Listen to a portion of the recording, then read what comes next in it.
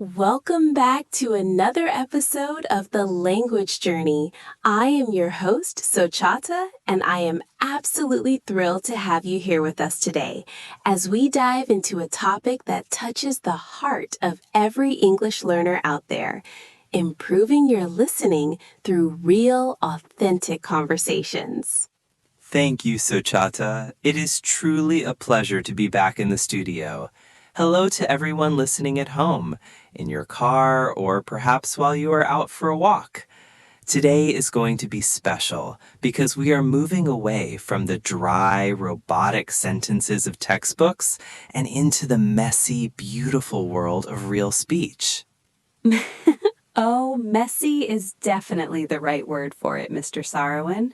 Have you ever noticed how in a classroom, everyone speaks so clearly, but the moment you step into a real coffee shop or a busy street, the English sounds like a completely different language? I have indeed. It is what I like to call the wall of sound.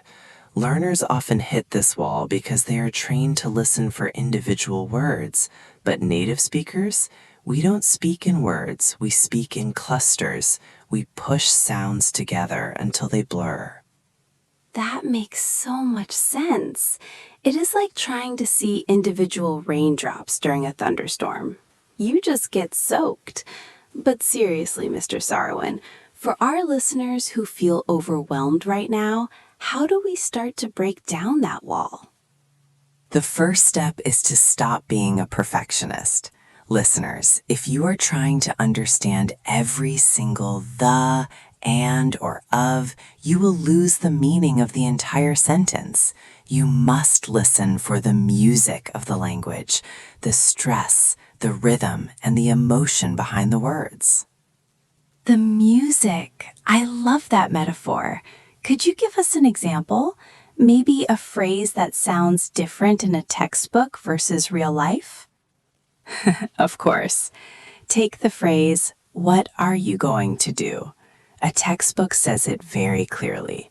What are you going to do? But in a real conversation, it becomes what you're going to do.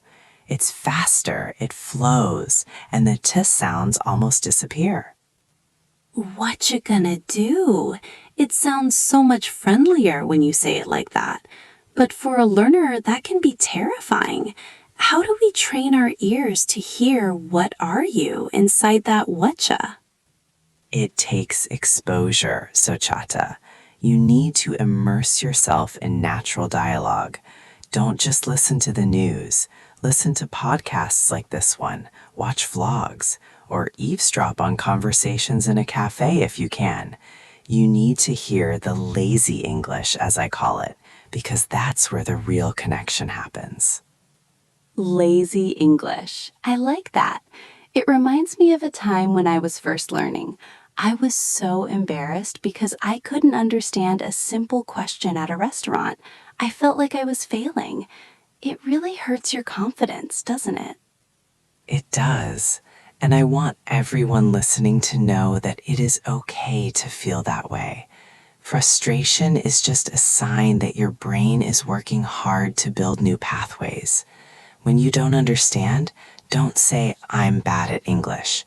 Instead, say, "My ears are still adjusting to this rhythm."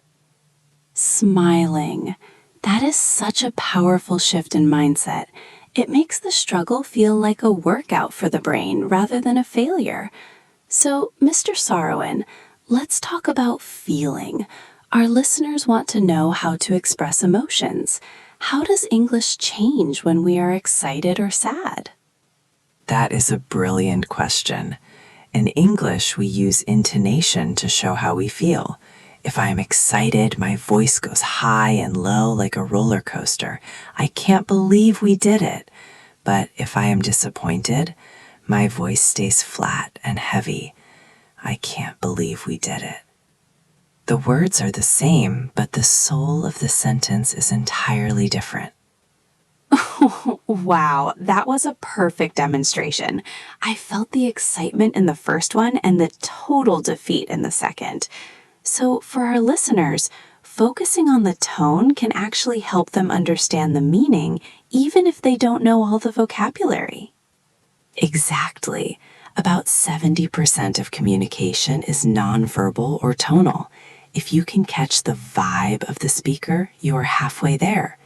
This is why real conversations are better than books. Books have no voice, no breath, and no heart. I couldn't agree more. Let's try a little exercise for our listeners.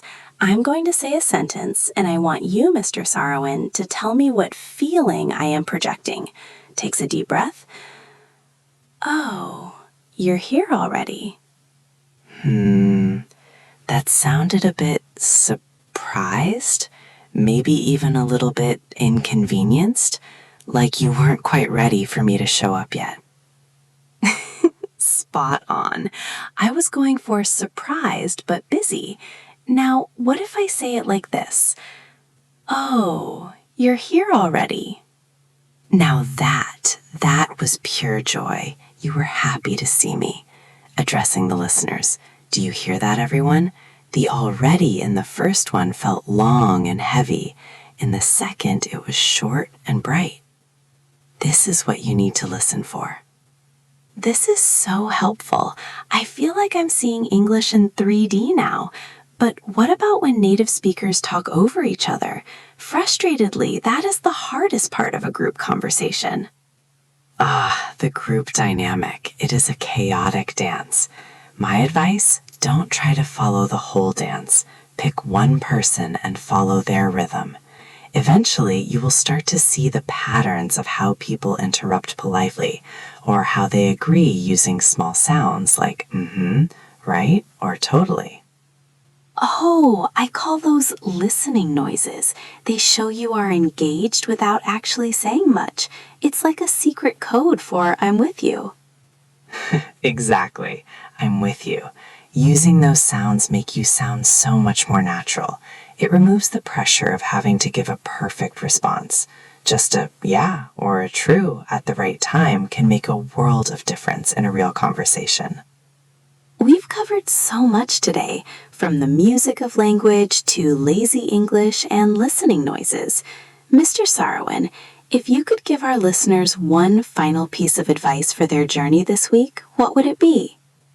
My dear students, remember that language is a bridge, not a test. Do not build a wall around yourself with fear of mistakes. Listen with your heart as much as your ears. Find a story you love, a speaker you admire, and let their voice become a part of your day. You are doing better than you think. That was beautiful. Thank you so much, Mr. Sarowin. I feel inspired, and I hope our listeners do too. To the audience, thank you for joining us on the language journey. Go out there, listen to the music of the world, and don't be afraid to make a little mess with your English. We believe in you. Warmly, everyone. Happy listening. See you next time. Keep flowing.